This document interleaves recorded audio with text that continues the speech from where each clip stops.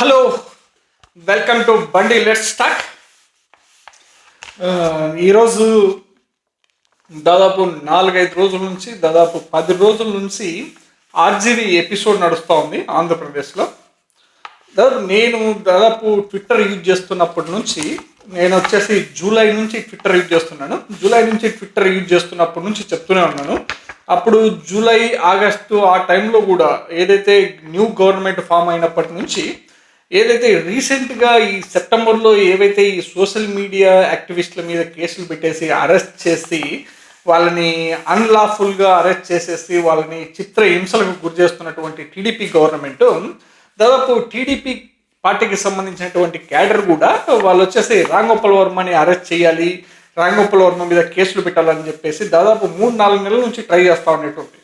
నేను దాదాపు స్టార్టింగ్లోనే క్లియర్గా చెప్పాను వీళ్ళకి, మీరు ఇంతవరకు మీరు ఏదైతే ఈ గవర్నమెంట్ 2024లో వచ్చినటువంటి గవర్నమెంట్ ఏదైతే కూటమి సర్కారు ఏదైతే ఉందో, ఈ కూటమి సర్కారు ఎవరైతే సోషల్ మీడియా యాక్టివిస్టులు ఉన్నారో, యాక్టివ్గా ట్విట్టర్ని యూజ్ చేస్తూ ఉంటారో, యాక్టివ్గా ఫేస్బుక్, ట్విట్టరు, థ్రెడ్, టెలిగ్రాము ఇవన్నీ ఎవరైతే యూజ్ చేస్తూ ఉంటారో వీళ్ళందరి మీద, ఎవరైతే యాక్టివ్ యూజర్స్ ఉంటారో, ఎవరైతే గవర్నమెంట్ని క్వశ్చన్ చేస్తూ ఉన్నారో వీళ్ళందరి మీద కేసులు పెట్టి వీళ్ళని అరెస్ట్ చేసి అన్లాఫుల్గా అరెస్ట్ చేసేసి డిటెన్షన్ చేసి రిమాండ్కి పంపించడం జరుగుతూ ఉంది. దాదాపు మనం చూస్తూ ఉంటే కానీ దాదాపు 140-150 కేసులు దాకా పెట్టినట్టు తెలుస్తూ ఉంది. మీరు ఇంతవరకు ఎవరితో అయితే మీరు గేమ్ ప్లే చేశారో, మీరు ఎవరినైతే కార్నర్ చేశారో వీళ్ళంతా జనరల్ పబ్లిక్, అన్అవేర్నెస్ ఉన్న పబ్లిక్, కొద్దిగా ఎమోషనల్గా బిహేవ్ చేసి ఉంటారు. మీరు వాళ్ళని అరెస్ట్ చేయడంలో కూడా ఏం పెద్దగా ఇదేం లేదు, వాళ్ళు మీ మీద కౌంటర్ అటాక్ చేసే పరిస్థితి కూడా ఉండదు. మీరు అధికారంలో ఉన్నారు, మీరు ఆల్రెడీ పవర్ఫుల్ పీపుల్ కాబట్టి మీకు ఇష్టం వచ్చినట్టు మీరు బిహేవ్ చేయడానికి మీకు ఆస్కారం ఉంది. నేను దాదాపు ఎప్పుడైతే టీడీపీ పార్టీకి సంబంధించినటువంటి క్యాడర్ ఎప్పుడైతే ఇష్యూని రైజ్ చేస్తూ ఉన్నారో, రాంగోపాల్ వర్మని డిటెన్షన్ చేయాలి, రాంగోపాల్ వర్మని అరెస్ట్ చేయాలి, రాంగోపాల్ వర్మ చాలా అబ్యూజివ్ స్టేట్మెంట్స్ కానీ అబ్యూజివ్ ట్వీట్స్ చేశారని చెప్పేసి వీళ్ళు ఏదైతే క్లెయిమ్ చేస్తూ ఉన్నారో, నేను స్టార్టింగ్లోనే చాలా కేటగోరికల్గా క్లియర్గా కన్వే చేయడం జరిగింది. మీడియాలో ఏదైతే ట్విట్టర్ మీడియంలో నేను చాలా క్లియర్గా చెప్పాను, మీరు ఇంతవరకు అయితే ఎవరితో గేమ్ ప్లే చేశారో వాళ్ళు అన్అవేర్నెస్ పీపుల్, కొందరు అంత స్టామినా ఉన్నటువంటి వాళ్ళు కాదు అని చెప్పేసి. మీరు ఎప్పుడైతే రాంగోపాల్ వర్మని టచ్ చేస్తూ ఉన్నారో ఇదంతా మీకు సూసైడ్ అవుతుంది, టీడీపీ పార్టీకి సూసైడ్ యాక్ట్ అవుతుంది. మీరు ఏదైతే మీడియా మీకు ఎవరైతే సపోర్ట్ చేస్తూ ఉన్నారో, ఎల్లో మీడియా మీకు బాగా ఎలివేషన్ ఇస్తూ ఉన్నారో, Ramgopal Varma is going to arrest today, is escape from the Andhra Pradesh, ఈ స్టేయింగ్ ఇన్ కోయంబత్తూర్, ఈ స్టేయింగ్ ఫ్రమ్ ది మహారాష్ట్ర, తన మహారాష్ట్రలో దాక్కున్నాడు, కోయంబత్తూర్లో దాక్కున్నాడు, కేరళలో దాక్కున్నాడు అని చెప్పేసి ఏదైతే ఎలివేషన్స్ ఇస్తూ వచ్చిందో మీకు అందరికీ పంచులు పడతాయి. తనతో మీరు ప్లే చేయడం పాసిబుల్ కాదు. తను చాలా లాజికల్గా use to follow law and ఆర్డర్ని ప్రాపర్గా ఫాలో అవుతాడని చెప్పేసి నేను స్టార్టింగ్ నుంచి చెప్తా వస్తున్నాను. తీరా చూస్తే దాదాపు 2-3 రోజుల నుంచి తను పబ్లిక్లోకి వచ్చి గవర్నమెంట్ని క్వశ్చన్ చేయడం అయితేనేమి, గవర్నమెంట్ని కంప్లీట్గా కార్నర్ చేయడం జరుగుతూ ఉంది. ఎల్లో మీడియాను కంప్లీట్గా హైలైట్ చేసి వాళ్ళందరూ ఏదైతే దాదాపు 4-5 రోజుల నుంచి కంటిన్యూస్గా సోర్స్ రన్ చేశారో వాళ్ళందరినీ కూడా కార్నర్ చేయడం జరుగుతూ ఉన్నది. ఎందుకంటే తనకున్నటువంటి క్రిటికల్ యాటిట్యూడ్తో కానీ, తనకున్నటువంటి లా నాలెడ్జ్తో కానీ తను ఎప్పుడు కూడా against the law and order తను ట్వీట్ చేయడం జరగదు. దాదాపు సమాజంలో ఉన్నటువంటి చాలామంది యువకులు కూడా లా అండ్ ఆర్డర్ని ఫాలో అవుతూ ఉంటారు. ఎవరో కొందరు వైలేట్ చేస్తే దాన్ని మనం ఏం చేయలేము. కానీ రాంగోపాల్ వర్మ విషయంలో మాత్రం తను ఎక్కడ కూడా లా అండ్ ఆర్డర్ను వైలేట్ అయ్యే పరిస్థితి ఉండదు. కంపల్సరీ మీరు చూడండి, తనకి మంచి అవేర్నెస్ ఉంటుంది సొసైటీ మీద, లా అండ్ ఆర్డర్ మీద కూడా అవేర్నెస్ ఉంటుంది. నేను దాదాపు 3-4 వీడియోలు కూడా చూశాను. తను ఐఏఎస్లకి, ఐపీఎస్లకి ట్రైనింగ్ క్లాసెస్కి తన ఎక్స్పర్ట్ లెక్చర్స్ కూడా డెలివర్ చేయడం జరిగింది లా అండ్ ఆర్డర్ మీద, కొన్ని క్రిమినల్ కేసెస్ని డీల్ చేయడం విషయంలో కూడా. నేనేమంటున్నానంటే ఇప్పుడు తన మీద ఏదైతే ఇప్పుడు కేసు రన్ చేయాలని చెప్పేసి ఏదైతే వీళ్ళు కేసు కట్టారో ఈ కేసు ఏమాత్రం కూడా నిలబడే పరిస్థితి లేదు. మీరు చూడండి, ఈ కేసుకు సంబంధించి దాదాపు రాంగోపాల్ వర్మ ఒక మీట్ ది ప్రెస్ అరేంజ్ చేసినట్టున్నాడు. నిన్న మీట్ ది ప్రెస్ అరేంజ్ చేసి ఆ మీట్ ది ప్రెస్లో క్లియర్గా తను వెల్కమ్ చేసేటప్పుడు నా మీడియా శత్రువులకు అందరికీ వెల్కమ్ అని చెప్పి చెప్తా ఉన్నాడు. అంటే అక్కడ ఉన్నటువంటి కొందరు ఎవరైతే మీడియా పర్సన్స్ ఎవరైతే ఉంటారో వాళ్ళు మేమందరం మీకు శత్రువులు కాదని అడిగితే, లేదు ఇక్కడ కొందరు ఎవరైతే ఉన్నారో అని చెప్పేసి తన నేమ్స్ తీసుకొని కూడా ఏబిఎన్, టీవీ ఏవి ఏబిఎన్, TV5, మహా న్యూస్, ఇంకా కొన్ని యూట్యూబ్ ఛానల్స్ని నేమ్ చేసి క్లియర్గా చెప్పాడు, వీళ్ళందరూ నాకు శత్రువులు, వీళ్ళందరికీ వెల్కమ్, వీళ్ళందరికీ నమస్కారం అని. అంటే క్లియర్గా అర్థమవుతా ఉంది. మొత్తానికంతా చూస్తూ ఉంటే కనుక తను క్వశ్చన్ చేస్తున్నటువంటి బిహేవియర్ కానీ, తనకున్న క్రిటికల్ క్వశ్చనింగ్ యాటిట్యూడ్తో కానీ మీరు చూడండి, క్లియర్గా తను వచ్చేసి దాదాపు 17 పాయింట్స్ రైట్ చేస్తా ఉన్నాడు. నేను మొత్తం 17 పాయింట్స్ తీసుకొని వచ్చినాను, క్లియర్గా కంప్లీట్ రిపోర్ట్ తీసుకొని వచ్చాను. ఈ రిపోర్ట్ చూస్తే అర్థమవుతుంది. ఈ రిపోర్ట్లో తను క్లియర్గా తన ట్విట్టర్లో 17 పాయింట్లతో మొత్తం నరేంద్ర మోడీ నుంచి అందరినీ ట్యాగ్ చేసినట్టున్నాడు. నరేంద్ర మోడీ అయితేనేమి, అమిత్ షా అయితేనేమి, మొత్తం అన్ని national media, state media, international మీడియాని కూడా అటాచ్ చేసి ఈ 17 పాయింట్స్ వాళ్ళకి కన్వే చేయడం జరుగుతూ ఉంది రామ్ గోపాల్ వర్మ. ఈ 17 పాయింట్స్ ఏం చెప్పదలుచుకున్నాడంటే కనుక తను చూడండి, తన మీద పెట్టినటువంటి కేసు ఎలా పెట్టారు, ఏ పరిస్థితుల మధ్య కేసు పెట్టారు అన్నది కూడా తను చాలా క్లియర్గా కన్వే చేయడం జరుగుతూ ఉంది. ఏంటంటే ఇప్పుడు తను వచ్చేసి దాదాపు తను ఊహెమని ఒక సినిమా తీసినప్పుడు ఆ సినిమా టైంలో ఒక చిత్రాన్ని తను వ్యంగ్యంగా క్రియేట్ చేసి తన సినిమాలో వాడుకొని తన సినిమాని రిలీజ్ చేసి సెన్సార్ యాక్సెప్ట్ చేసి సినిమాని రిలీజ్ చేసిన తర్వాత ఇప్పుడు దాదాపు 1.5 ఇయర్ తర్వాత కొందరి మనోభావాలు దెబ్బతిన్నాయంట. ఎట్లా మనోభావాలు దెబ్బతింటావా? 1.5 ఇయర్ తర్వాత ఎప్పుడో సినిమా రిలీజ్ అయితే అప్పుడు మీరు కేసు పెట్టకోకుండా ఇప్పుడు దాదాపు 1.5 ఇయర్ తర్వాత కేసు పెట్టి అది కూడా ఒకే సమయంలో 4-5 రోజుల వ్యవధిలో 45 మంది మనుషులు 45 డిస్టిక్ల్లో కేసులు బుక్ చేశారు ఒకే విషయం మీద. నా పాయింట్ ఏంటంటే ఇంతవరకు ఎవరైనా రైట్ చేసినారో లేదో తెలియదు, కానీ నాకున్నటువంటి డౌట్ ఏంటంటే ఇది ఇంటెన్షనల్గా ఇది ఒక మోటివేటెడ్ కేసు లాగే కనపడతా ఉంది. నాకేమనిపిస్తూ ఉందంటే ఈయన ట్విట్ పెట్టినటువంటి ఏదైతే ట్విట్ ఉందో దాదాపు 1.5 ఇయర్ బ్యాక్ ఏదైతే ట్విట్ ఉందో ఆ ట్విట్ వచ్చేసి కరెంట్ చీఫ్ మినిస్టర్ ఎవరైతే ఉన్నారో ఆయన చంద్రబాబు గారికి సంబంధించినది, కరెంట్ DCM ఎవరైతే ఉన్నారో పవన్ కళ్యాణ్కి సంబంధించి, కరెంట్ IT మినిస్టర్ ఎవరైతే ఉన్నారో నారా లోకేష్, వీళ్ళ ముగ్గురికి సంబంధించి ఒక కార్టూన్ యూజ్ చేసి సినిమాలో యూజ్ చేసి ఆ తర్వాత దాన్ని తీసుకొచ్చి తన ట్విట్టర్లో పెట్టిన తర్వాత ఎవరికన్నా మనోభావాలు హట్ అయితే అది వీళ్ళ ముగ్గురికి హట్ అవ్వాలి, వీళ్ళ ముగ్గురు వెళ్ళి కేసు ఫైల్ చేసుకోవాల్సింది. వీళ్ళ ముగ్గురికి ఏమి కూడా మనోభావాలు హట్ కానట్టే కనపడతా ఉన్నాయి. ఎందుకంటే వాళ్ళకు కూడా తెలుసు ఏదైనా వెళ్ళి మనం దీనికి సంబంధించి కేసు ఫైల్ చేస్తే మనం బఫూన్లు అవుతాము, ఏమాత్రం కూడా కోర్టు ముందర నిలబడే అవకాశం ఉండదు, ఈ కేసు ఏమాత్రం కూడా నిలవదు అని చెప్పేసి వాళ్ళకి తెలుసు కాబట్టి, వాళ్ళకి అవేర్నెస్ ఉంటుంది కాబట్టి వాళ్ళకి ఏమాత్రం కూడా మనోభావాలు దెబ్బతిన్నా కానీ వాళ్ళు వెళ్ళి కేసు ఫైల్ చేయనటువంటి పరిస్థితి.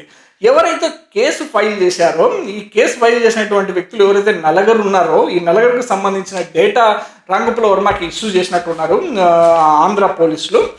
ఈ నలుగురు వ్యక్తులు ఎవరైతే ఉన్నారో ఈ 4 జిల్లాలకు సంబంధించి 4 వ్యక్తులు 4-5 రోజుల్లో కేసు ఫైల్ చేశారు 1.5 ఇయర్ తర్వాత, ట్విట్ పెట్టిన 1.5 ఇయర్ తర్వాత. అంటే క్లియర్గా దీని బిహైండ్ దిస్ స్టోరీ మొత్తము కంప్లీట్గా ఏదో ఒక ఇంటెన్షన్ ఉంది, బ్యాడ్ ఇంటెన్షన్ ఉంది, తనని ఇబ్బంది పెట్టాలన్న ఇంటెన్షన్ ఉందన్నది తనకు క్లియర్గా అర్థమైంది కాబట్టి తను 1.5 లేదా 2 రోజులు ఎస్కేప్ అవ్వడం జరిగింది. నాకేమనిపిస్తూ ఉందంటే ఇప్పుడు ఎవరి మీద అయితే ట్విట్ పెట్టాడో వాళ్ళకి లేని మనోభావాలు వీళ్ళకెందుకు మనోభావాలు వచ్చినాయన్నది అర్థం కావట్లే. మీకెందుకు మనోభావాలు అట్టయినాయి? మీ ఏజ్ దాదాపు ఈ కేసు ఫైల్ చేసిన వాళ్ళల్లో దాదాపు ఏజ్ చూస్తే కన్నా 55-60 ఇయర్స్ అంట. అరే రామకృష్ణ అని మీ జీవితాలు మీరు గడపకోకుండా ఇట్లాంటి విషయాలకి ఎవరైనా నార్మల్ పీపుల్కి మీరు ఏమన్నా ఎంటర్ అయినా కానీ ఏదైనా ఇష్యూ మీకు ఉండదేమో, కానీ ఇట్లాంటి ప్రొఫెషనల్ పర్సన్ చాలా హైలీ క్రిటికల్ యాటిట్యూడ్ ఉన్న పర్సన్లకి మీరు ఎందుకు ఎంటర్ అవుతారు? మీ జీవితాలు పోతాయి మొట్టసంగా. మీరు జాగ్రత్తగా ఉండాల్సిన పరిస్థితి ఇది. వాళ్ళ మీద ఎవరి మీద అయితే ఆయన కార్టూన్ వేశాడో వాళ్ళకి మనోభావాలు దెబ్బతినలేదు, మీకెందుకు మనోభావాలు దెబ్బతింటున్నాయి? మీ మనోభావాలు మీరు చూసుకోండి, వాళ్ళ మనోభావాలతో మీకేం సంబంధం ఉంది? తర్వాత నాకేమనిపిస్తుందంటే ఈయన రామ్ గోపాల్ వర్మ రైట్ చేసినటువంటి 17 పాయింట్లు చాలా క్లియర్గా ఉన్నాయి. ఈ క్లియర్గా 1 by 1 మనం డిస్కస్ చేస్తా వెళ్దాము. ఇది చూడండి ఎట్లా ఉందంటే ఆ పరిస్థితి మీకు అర్థమవుతుంది క్లియర్గా. 1 by 1 చెప్తాను నేను. ఈయన ఎలాంటి పాయింట్స్ రైట్ చేశాడు, ఇది ఎంత పవర్ఫుల్ అన్నది చూడు. ఈయన ఒక పాయింట్ రైట్ చేస్తూ ఉన్నాడు ఏంటంటే, నా మీద కేసు ఏంటంటే నేను ఎప్పుడో 1 సంవత్సరం క్రితం నా సోషల్ మీడియా అకౌంట్లో పెట్టానని అంటున్న కొన్ని మీమ్స్ ఇప్పుడు సడన్గా అసలు సంబంధం లేని వ్యక్తులు మనోభావాలు దెబ్బతినడం మూలన ఆ కంప్లైంట్ ఇచ్చారట. ఇది ఏం చెప్తున్నాడంటే ఇప్పుడు ఏ మాత్రం కూడా ఈ కేసులో ఈ ఏదైతే మీమ్స్ పెట్టాడో ఈ మీమ్స్ ఏదైతే కార్టూన్ ఉందో ఈ కార్టూన్లో ఎవరైతే ముగ్గురు వ్యక్తులు ఉన్నారో ఆ ముగ్గురికి సంబంధం లేని వ్యక్తులు ఏ మాత్రం కూడా రిలేటివ్స్ కాకోకుండా ఎవరో పార్టీ ఏడో క్యాడర్కి సింపథైజర్స్ ఉన్నటోళ్ళకి వాళ్ళకి మనోభావాలు హర్ట్ అయినాయంటే వాళ్ళు కేసు పెట్టారంట. ఇది ఎంత విచిత్రంగా ఉందంటే అంత విచిత్రంగా ఉంది. సమాజంలో ఇట్లాగే కనుక కంటిన్యూ అయితే కనుక దాదాపు ఇట్లాంటి మీమ్స్ మీదనే కేసు పెట్టుకుంటా వెళ్తే కనుక రోజుకు వచ్చేసి లక్షల్లో కేసులు పెట్టాల్సి వస్తుంది చంద్రబాబు గారు. ఇట్లాంటి పద్ధతి ఏమాత్రం కూడా ఇది మంచి పద్ధతి కాదు, ఇది మంచి సంస్కారం కాదు. మీరే కనుక ఇట్లా కంటిన్యూ కనుక చేయగలిగితే నెక్స్ట్ వచ్చే గవర్నమెంట్లు కానీ నెక్స్ట్ వచ్చే అధికారంలో ఉన్నటువంటి లీడర్స్ కానీ దీన్ని కంటిన్యూ చేసే అవకాశం ఉంది. ఇది ప్రజాస్వామ్యానికి చాలా దారుణమైన దెబ్బతీసే అవకాశం ఉంది. ఇంకొక పాయింట్ ఏం రైట్ చేస్తున్నాడంటే ఆర్జీవి గారు, ఇంకా చిత్రమైన విషయం ఏంటంటే 4 వేరు వ్యక్తులు ఆంధ్రప్రదేశ్లోని 4 వేరు జిల్లాల్లో నా మీద ఈ కేసు పెట్టారు. ఇంకా మీడియా ప్రకారం మరో 5 కేసులు కూడా నమోదయ్యాయి. అంటే మొత్తము ఇప్పుడు ఈయన పేరు మీద వచ్చేసి 4 జిల్లాల్లో నల్లగరు మనుషులు 4 కేసులు బుక్ చేశారు. ఒకే ఇష్యూ మీద 4 కేసులు బుక్ చేశారు. కాకపోతే మీడియా ప్రకారం అయితే 9 కేసులు బుక్ అయ్యాయంట అప్పటికే. ఇది ఎలాగుందంటే ఇష్టం వచ్చినట్టు అసలు ఇప్పుడు కేసు పెట్టేటోడి కంటే వాడికి ఏదన్నా ఫోర్స్ ఉండొచ్చు, వాడిని ఎవడన్నా ప్రెజరైజ్ చేసి కేసు పెట్టించవచ్చు. కేసు తీసుకునే పోలీసుల కన్నా ఐడియా ఉండాలి కదా ఏ పర్పస్ మీద కేసు ఇస్తున్నారు, ఏంది పరిస్థితి అన్నది. చూద్దాం ఈ కేసులో ఇంకా ఎన్ని పాయింట్స్ రైజ్ చేశారన్నది మనకు క్లియర్గా అర్థమవుతుంది ఈ పాయింట్స్ అన్ని చూస్తూ ఉంటే. తర్వాత మరి ఎంత దారుణం అంటే ఇంత దారుణం ఆ సమాజంలో ఇంత పవర్ఫుల్ క్యాండిడేట్ మీరు ఇంతగా టార్చర్ చేస్తూ ఉంటే కామన్ పబ్లిక్ కనీసం ఏమాత్రం కూడా నోరు తెరచలేనటువంటి పరిస్థితి కల్పిస్తూ ఉన్నారు. ప్రజాస్వామ్యంలో ప్రతి ఒక్క మనిషి వాళ్ళ భావాలను కానీ వాళ్ళ ఆలోచనలను కానీ వ్యక్తపరిస్తే ఒక సోషల్ మీడియాలో యూజ్ చేసుకున్నటువంటి వ్యక్తులపైన మీరు ఇష్టం వచ్చినట్టు కేసులు పెడతా ఉంటే ఇది ఏమాత్రం కూడా మంచిది కాదు ప్రజాస్వామ్యానికి. మీరు అధికారంలో ఉన్నారని చెప్పేసి మీరు ఇష్టం వచ్చినట్టు మీరు అధికార దుర్వినియోగం చేస్తే రేపు పొద్దున వచ్చేటువంటి వ్యక్తులు కూడా ఇలాంటి దుర్వినియోగానికి పాల్పడే అవకాశం ఉంది. చూడండి, నాకు నోటీసులు అందిన వెంటనే నా సినిమా పనుల వల్ల సంబంధిత అధికారిని కొంత సమయం కోరడం జరిగింది. ఆయన కూడా అనుమతించడం జరిగింది. కానీ నా పనులు పూర్తి కాకపోవడం వల్ల మరికొంత టైం అడగడం, లేకపోతే వీడియో ద్వారా హాజరవుతానని తెలియజేయడం జరిగింది. నాకు అర్థం కాదు, ఇది ఏమన్నా అంత ఎమర్జెన్సీ కేసు ఏంటి? ఇది ఒక మీమ్స్కు సంబంధించి ఒక కార్టూన్కు సంబంధించిన కేసు. మీరు ఏముంది ఫోన్లో అయినా ఎంక్వైరీ చేయొచ్చు, లేదంటే డిజిటల్ మీడియం ఉంది, ఇంత డిజిటల్ మీడియంలో కూడా మీరు ఎంక్వైరీ చేయొచ్చు. కానీ మీరు ఆ వ్యక్తిని ఎందుకు మీరు కోర్టుకు పిలవాలనుకుంటున్నారు? అంత powerful personality, highly means job creating person, highly impact person సొసైటీలో, ఇంత పర్సన్ని మీరు తీసుకొచ్చి తన టైంని వెయిట్ చేసుకుంటా ఇంక ఏం పనులు ఏం లేవా? ఆంధ్రప్రదేశ్లో ఉన్నటువంటి పోలీస్ ఆఫీసర్స్కి ఇంక ఏం పనులు ఏం లేవా? ఇంత అన్వెయిటెడ్ కేసుని, ఏమాత్రం కూడా ఇంపార్టెన్స్ లేని కేసుని ఎందుకు ఇంత ఇంపార్టెన్స్ క్రియేట్ చేస్తున్నారు అన్నది ఏం అర్థం కావట్లేదు నాకు.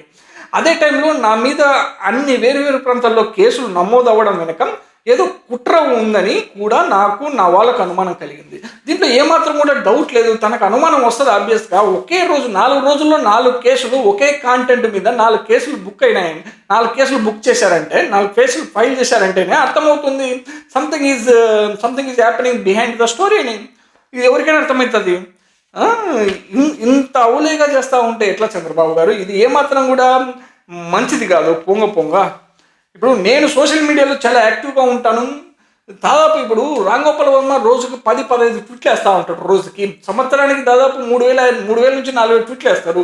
ఆ ట్వీట్లు ఏది ఏమైందన్నది ఇప్పుడు సమాజంలో మీమ్స్ కానీ కార్టూన్స్ కానీ కొద్దిగా వ్యంగ్యంగా మాట్లాడడం కానీ కొద్దిగా గవర్నమెంట్ని క్రిటిసైజ్ చేయడం కానీ ఇవన్నీ సర్వసాధారణము ప్రజాస్వామ్యంలో. మీరు ఒక గవర్నమెంట్ అధికారులు ఆంధ్రప్రదేశ్లో హైయెస్ట్ బాడీ మీరే వండుకొని మీరే ఇంత ఇంటాలరెంట్గా ఉంటే సమాజంలో అన్అవేర్డ్ పీపుల్ మాబు ఎంత ఇంటాలరెంట్గా ఉండాలి? మీరు టాలరెంట్గా ఉండి సమాజం నుంచి వచ్చే క్వశ్చన్స్ కానీ క్రిటిసైజ్ని కానీ మీరు తీసుకొని అడ్రస్ చేయాల్సి ఉంటుంది. ఇంత వ్యంగ్యంగా పెట్టడానికి ఏముంది? ఇది వ్యంగ్యం కదా, ఇది లాఫింగ్ స్టైల్లో ఉంటుంది. దీన్ని ఎందుకు ఇంత సీరియస్గా తీసుకుంటున్నారు మీరు? నాకేం అర్థం కావట్లేదు. ఇంకా మీరు చూస్తే కనుక ఇంకా పోతే ఈ మీమ్స్ కారణంగా ఈయన మీద పెట్టినటువంటి కేసులు సెక్షన్స్ వచ్చేసి దాదాపు 6-7 సెక్షన్స్ మీద కేసులు పెట్టారు. ఈ మీమ్ ఒక్కటి షేర్ చేసినందుకు ట్విట్టర్లో ఈయన మీద పెట్టినటువంటి కేసులు కన్నా చూసినారు అనుకో మీరు, ఏం మాత్రం కూడా రిలవెంట్ లేదు, completely irrelevant. Nothing is going to relevant to this memes actually. మీరు చూడండి, ఒక్కొక్కటి చదువుతూ ఉంటాను నేను, ఏ కేసులు పెట్టారన్నది మీకు అర్థమవుతుంది. Case number 1 first section number 1 వచ్చేసి ఏం పెట్టారంటే BNS 336(4) సెక్షన్లో ఏవైనా పత్రాలను కానీ ఎలక్ట్రానిక్ రికార్డును కానీ ఇతరులను మోసం చేయడానికి లేదా వారి పరువును భంగం కలిగించడానికి ఉద్దేశపూర్వకంగా నకిలీవి సృష్టించడం. ఏమన్నా రిలేషన్ ఉందా? ఈ కేసు పెట్టినటువంటి పోలీస్ ఆఫీసర్స్ని అడుగుతున్నాడు, ఏం మాత్రం ఇది రిలవెంట్ అవుతా ఉన్నది అన్నది నాకేం అర్థం కావట్లేదు. ఏమైనా పత్రాలను కానీ ఎలక్ట్రానిక్ రికార్డును కానీ, ఏమైనా పత్రాలను కానీ ఎలక్ట్రానిక్ రికార్డును కానీ, ఇది ఎలక్ట్రానిక్ రికార్డు కాదు, ఇంతకుముందు ఏదన్నా రికార్డ్ చేసిన దానికి. అట్ ద సేమ్ టైం ఏమైనా పత్రాలు అంటే ఏవైనా ఆల్రెడీ ఎగ్జిస్టింగ్ పత్రాలు కాదు, ఇది న్యూ కాంటెంట్. తను ఒక కార్టూన్ క్రియేట్ చేసి తను గవర్నమెంట్ని క్వశ్చన్ చేయడం కానీ లేదంటే రిడికిల్ చేయడం కానీ జరిగింది. దాంట్లో ఏం తప్పు ఉంది? ప్రజాస్వామ్యంలో everybody have right to question you, everybody have right to speak, everybody has right to convey their opinion by using the article 19. ఏం తప్పు ఉంది? ఇది BNS 336 సెక్షన్ కింద మీరు కేసు ఎట్లా నమోదు చేస్తారు? ఎట్లా సూటబుల్ అవుతుంది తనకి? నేను చేసిన పోస్టులు చూస్తే అందులో ఫోర్జరీ ఎక్కడ ఉందని రాంగోపాల్ వర్మ అడుగుతున్నాడు. అది కేవలం ఒక కార్టూన్. ఒకవేళ దీనివల్ల ఒకరి పరువుకు భంగం కలిగింది అంటే అది అంటే మరి ఇంకొన్ని లక్షల మంది మీద రోజు పెడుతున్న వాటి సంగతి ఏంటన్నది రాంగోపాల్ వర్మ అడుగుతున్నాడు. అంటే రోజుకు వచ్చేసి దాదాపు ఈవెన్ మెయిన్ స్ట్రీమ్ మీడియానే కానీ, దాదాపు యూట్యూబ్ మీడియా కానీ, దాదాపు ట్విట్టర్ కానీ, అన్ని దాంట్లో లక్షల మంది, కోట్ల మంది జనాలు ఇంకో కోట్ల మంది మీద క్వశ్చన్ చేస్తూ ఉంటారు, వ్యంగ్యంగా మాట్లాడుతూ ఉంటారు, క్రిటిసైజ్ చేస్తూ ఉంటారు. It's a very common in digital platform. Everybody have right to convey their opinion, right to question the government, right to participate in the debates. It's very common in digital platform. Who are you to file this case actually? This is absolutely nonsense. This is not at all acceptable, this section. Second section చూడండి, BNS 353 case. తప్పుడు సమాచారం, వదంతులు లేదా భయపెట్టే వార్తలను కలిగి ఉన్న ఏదైనా ప్రకటన లేదా నివేదికను రూపొందించే లేదా ప్రోత్సహించే ఉద్దేశంతో లేదా సృష్టించడానికి లేదా ప్రోత్సహించే అవకాశం ఉన్న ఎలక్ట్రానిక్ మార్గాలతో సహా మతం, జాతి ప్రాతిపదికన ప్రచురించే లేదా ప్రచారం చేసే వ్యక్తి పుట్టిన ప్రదేశం, నివాసం, భాష, కులం లేదా సంఘం లేదా ఏదైనా ఇతర మైదానం, వివిధ మత, జాతి, భాష లేదా ప్రాంతీయ సమూహాలు లేదా కులాలు లేదా వర్గాల మధ్య శత్రుత్వం, ద్వేషం లేదా చెడు భావాలను కించపరచడం. ఏమన్నా ఈ కేసుకి, ఈ సెక్షన్కి ఏమన్నా సంబంధం ఉందా? ఏంది పెట్టాడా తను సింపుల్గా ఒక ట్విట్లో 3 వ్యక్తుల ఫోటోలు, వాళ్ళ డ్రెస్సింగ్కి సంబంధించి ఒక ఫోటో పెట్టాడు. దానికి ఇక్కడ యాడ మతం ఉంది, యాడ కులం ఉంది, ఎక్కడ రాంగ్ ఇన్ఫర్మేషన్ ఇస్తా ఉన్నాడు. నాకు తెలిసినంత వరకు ఈ కేసు పెట్టాల్సింది ఆంధ్రప్రదేశ్ చీఫ్ మినిస్టర్ చంద్రబాబు నాయుడు గారి మీద పెట్టాలి ఈ కేసు. ఎందుకంటే తప్పుడు సమాచారం. అంటే మీరు చూడండి, 2024 ఎలక్షన్స్ ముందర తను మొత్తం రాష్ట్రం అంతా తిరుగుతూ షోలో మైక్ పెట్టుకొని ఆంధ్రప్రదేశ్ అప్పులు వచ్చేసి 14 లక్షల కోట్లకు రీచ్ అయినాయని చెప్పేసి ఫేక్ ఇన్ఫర్మేషన్ పబ్లిక్ చేసి ఈ జగన్మోహన్ రెడ్డిని డిఫేమ్ చేసి, జగన్మోహన్ రెడ్డిని రాంగ్గా చూపించి తను ఓట్లు దండుకొని తను అధికారంలోకి వచ్చాడు, రాంగ్ ఇన్ఫర్మేషన్ స్ప్రెడ్ చేసి పబ్లిక్కి. ఈ కేసు వచ్చేసి తనకు సూటబుల్ అవుతాయి. తప్పుడు సమాచారం, వదంతులు లేదా భయపెట్టే వార్తలను కలిగి ఉన్న ఏదైనా ప్రకటన లేదా నివేదికను రూపొందించే లేదా ప్రోత్సహించే ఉద్దేశంతో లేదా సృష్టించడానికి లేదా ప్రోత్సహించే అవకాశం ఉన్న ఎలక్ట్రానిక్ మార్గాలతో సహా. అంటే నాకేమనిపిస్తుంది అంటే క్లియర్గా తప్పుడు సమాచారం ఇచ్చినది పవన్ కళ్యాణ్, చంద్రబాబు గారు తప్పుడు సమాచారం ఇచ్చారు పబ్లిక్కి. ఈ కేసు ఏమాత్రం కూడా సూటబుల్ కాదు రాంగోపాల్ వర్మకి. తర్వాత చూస్తూ ఉంటే కానీ ఇంకా సెక్షన్ చూడండి, చూడు BNS 356 సెక్షన్ పెట్టారు, కేసు ఫైల్ చేశారు ఈయన మీద. ఎవరైనా మాటల ద్వారా కానీ, రాతల ద్వారా కానీ, సంకేతాల ద్వారా కానీ, చిహ్నాల ద్వారా కానీ ఒకరి పరువుకు నష్టం కలిగించడం, మీములతో పరువు నష్టం దావాలు వేస్తే రోజుకి 1,00,000 కేసులు అవుతాయి. రాంగోపాల్ వర్మ కరెక్టే చెప్తా ఉన్నాడు. ఇప్పుడు మీమ్స్ అనేటివి దాదాపు పొద్దున్న లేచినప్పటి నుంచి సాయంత్రానికి లక్షల్లో సర్క్యులేట్ అవుతుంటాయి. మీమ్స్ క్రియేట్ చేసినప్పుడు ప్రతి ఒక్కరి మీద నువ్వు కేసు పెట్టగలిగితే, కేసు పెడితే దాదాపు రోజుకి 1,00,000లోనే అవుతాయి. రాంగోపాల్ వర్మ చెప్పేది కరెక్టే. తను పెట్టినది ఒక మీము, ఆ మీమ్ మీద నువ్వు కేసు పెడుతున్నావు అంటే ఇంతకంటే దౌర్భాగ్యం ఏమైనా ఉంది. ఇది కంప్లీట్గా ప్రజాస్వామ్యాన్ని హరించడమే తప్పితే ఏమాత్రం కూడా మీరైతే రూల్ చేస్తున్నారని అయితే నాకైతే ఏం నమ్మకం కలిగించట్లేదు మీరు. తర్వాత చూడండి, ఇంకొకటి ఏంటంటే బిఎన్ఎస్ 196 ఇంకొక సెక్షన్, వేరు గ్రూపుల మధ్య మతం, ప్రాంతం, జన్మస్థలం, నివాస ప్రదేశం మొదలైన వాటి ప్రాతిపదికన విద్వేషం సృష్టించడం, శాంతికి భంగం కలిగేలా చేయడం. ఎక్కడ శాంతికి భంగం కలిగించాడు, ఎక్కడ మతాల మధ్య సామరస్యం లేకోకుండా చేశాడు, ఎక్కడ ప్రాంతాల మధ్య స్విచ్ పెట్టాడు. తను సింపుల్గా ఒక ముగ్గురు వ్యక్తులకు సంబంధించి ఒక వ్యంగ్యంగా ఒక ట్విట్లో జస్ట్ ఒక ఫోటో షేర్ చేస్తేనే మీకు ఇంత జరుగుతూ ఉందా? ఈ సెక్షన్ మీద కేసు పెట్టాల్సినంత అవసరం ఏముంది? నాకైతే ఏం అర్థం కావట్లే. తర్వాత చూడండి, IT act section 67, IT act section 67 electronic రూపంలో ప్రచురించబడిన లేదా ప్రచారం చేసినా లేదా ప్రచారం చేయడానికి లేదా ప్రసారం చేయడానికి కారణమయ్యే ఎవరైనా కామాంతమైన లేదా ప్రేక్షక ఆసక్తిని ఆకర్షించడం. అరే నాకు తెలిసినంత వరకు ఈ ట్విట్ ఏదైతే ఉందో రంగంలో వర్మ చేశాడో దాంట్లో యాడ సెక్సువాలిటీకి సంబంధించిన విషయం ఉందా? ఏమన్నా సెన్స్ ఉండాలి అసలు? ఈ పోలీసులకైతే వాళ్ళకి ఇష్టం వచ్చేట వాళ్ళు కేసులు పెట్టుకుంటే నాకు తెలిసినంత వరకు వాళ్ళు ఏదైనా లా చదువుతున్నారో లేదో, మరి వాళ్ళు ఏం చేస్తూ ఉన్నారు, ఎట్లా పోతా ఉందన్నది ఆంధ్రప్రదేశ్ గవర్నమెంట్ ఏం అర్థం కావట్లేదు నాకే.